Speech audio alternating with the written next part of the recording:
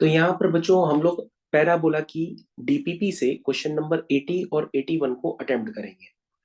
सबसे पहले बच्चों हम लोग क्वेश्चन नंबर 80 को ध्यान से देखते हैं। और ये क्वेश्चंस पैराबोला के रिसेंट क्वेश्चन है, यानी कि ये 2023 के ही क्वेश्चन है।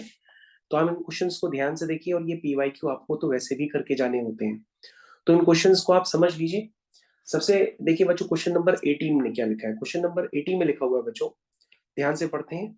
सबसे पहले उसमें लिखा हुआ है, if the x intercept of a focal cord of the parabola y square equal to 8x plus 4y plus 4 is 3, then the length of the chord is equal to।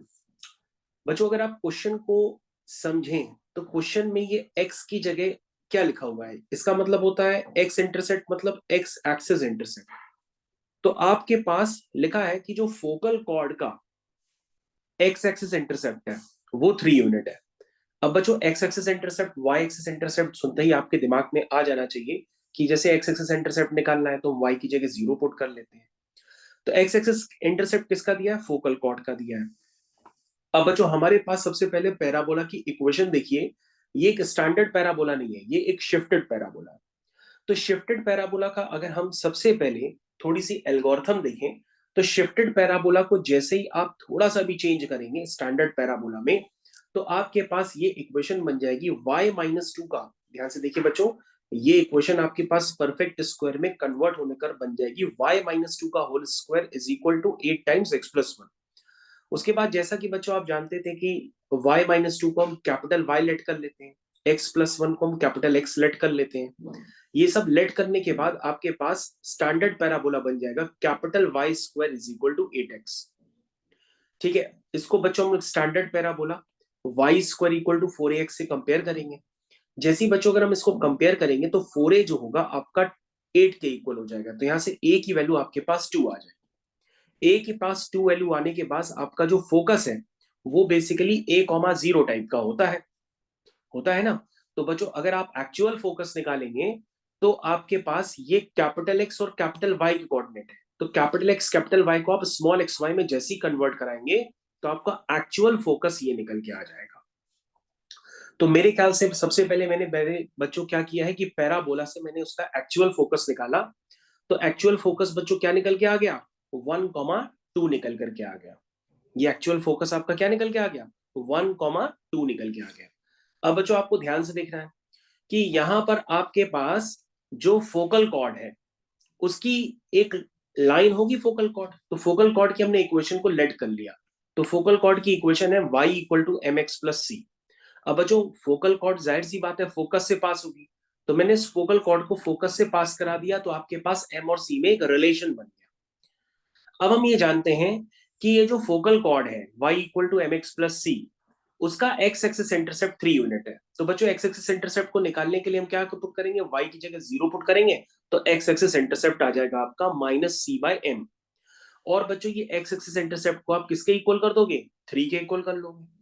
जैसे ही बच्चों 3 के इक्वल करोगे तो यहाँ से c की value आ जाएगी -3m। अब बच्चों हम इस इक्वेशन में क्या करेंगे, c की वैल्यू पुट कर देंगे। जैसे ही बच्चों में इस इक्वेशन में c की वैल्यू पुट करेंगे तो हमारे पास यहाँ से किसकी वैल्यू आ जाएगी, m की वैल्यू आ जाएगी।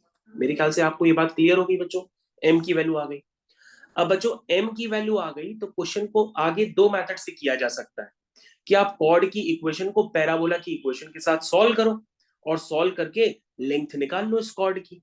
और दूसरा मेथड ये होता है बच्चों कि अगर आपने स्लोप निकाल लिया है तो स्लोप का मतलब इस कॉर्ड का स्लोप आ गया, और इस कॉर्ड के स्लोप का मतलब क्या होता है कि आपने टेन थीटा निकाल लिया। बच्चों टेन थीटा आ गया तो दैट मींस थीटा आपका निकल गया, और थीटा आ गया तो बच्चों मैंने आपको स्टैंडर्ड में पढ़ा रखा हुआ है कि आप इस कॉर्ड की इक्वेशन को पैराबोला से सॉल्व करोगे, फिर कॉर्ड की लेंथ निकालोगे डिस्टेंस फॉर्मूले से, तो ये एक बड़ा प्रोसेस हो जाएगा। छोटा प्रोसेस बच्चों क्या होगा, छोटा प्रोसेस सिर्फ आपको इतना करना होगा कि आप लेंथ ऑफ कॉर्ड, मैंने आपको याद करवा रखी है पैरामीट्रिक फॉर्म में, लेंथ ऑफ कॉर्ड होती है 4a cosec स्क्वायर थीटा। और जो बच्चों लेंथ होती है वो इंडिपेंडेंट होती है शिफ्टिंग ऑफ पैराबोला से। जैसे मैंने आपको बताया था कि पैराबोला कुछ भी हो उसमें लेटेस्ट रेक्टम की लेंथ 4 ही होगी, चाहे वो शिफ्टेड हो या शिफ्टेड ना हो। उसी तरह से बच्चों लेंथ जो होती है वो कैपिटल एक्स वाई से इंडिपेंडेंट होती है। तो बच्चों ये आपकी जो लेंथ है वो कितनी हो जाएगी, 4a cosec स्क्वायर थीटा। अब बच्चों आप टेन थीटा निकाल चुके, तो कॉसेक थीटा भी निकाल लो, और कॉसेक थीटा की वैल्यू उठा के आप पुट कर दो। थीटा आपका क्या है, 3y/4। जैसे ही बच्चों आप पुट करोगे तो वहां पर आपके पास लेंथ ऑफ कॉर्ड निकल के आ जाएगी 16 यूनिट। तो बच्चों यहाँ पर आपके पास लेंथ ऑफ कॉर्ड निकल कर क्या आ गई, 16 यूनिट, और 16 मैंने वहां पे लिख दिया है। और ये इंटीजर टाइप क्वेश्चन है, तो जो मैंने इसको पूरी तरीके से आपको सॉल्व करके बता दिया। मेरे हिसाब से बच्चों ये पूरा एक्सप्लेनेशन आपको समझ में आया होगा। और बच्चों डीपीपी आप तभी लगाइए जब आपको पैराबोला की थ्योरी क्लियर हो, और ये एक बेसिक थ्योरी पे बेस्ड क्वेश्चन है, और इस थ्योरी में आपको कोई भी प्रॉब्लम नहीं आनी चाहिए। तो बच्चों ये बेसिक थ्योरी पे बेस्ड क्वेश्चन हो गया, जिसको हम एंड करते हैं। Thank you.